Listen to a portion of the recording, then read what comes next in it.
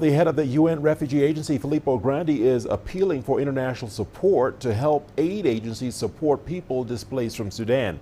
Grandi was visiting a camp in Chad that's hosting more than 400,000 Sudanese refugees. CGTN's Chao Mgono reports. Here is what a desperate group of people call home. It's a refugee camp in the border town of Andri in Chad. 220,000 refugees fleeing the conflict in Sudan are being hosted here. Many of them have distressing tales of the conflict back home. During the war, I was pregnant.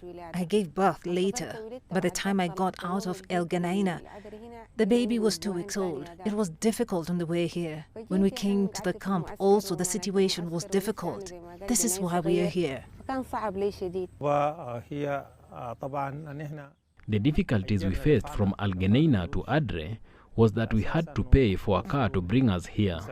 Along the way, we saw dead bodies and many people being killed. And we also had to pay armed men to cross the border and get to Adre. The UN refugee chief, Filippo Grandi, has been visiting the refugee camp. He spent time with the displaced families, listening to their plight and the need for aid. We estimate that we need 4 to 5 more new sites to disengage this population and bring it to a safer place.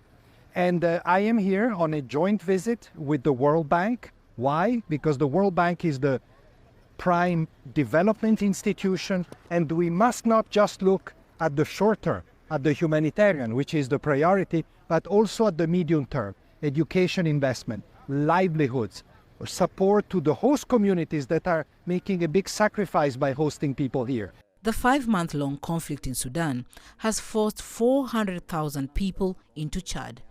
Humanitarian actors are providing aid to refugees, but it is not enough. UNHCR has managed to relocate 175,000 refugees to secure accommodation sites. 150,000 more await. Chao Mgono, CGTN.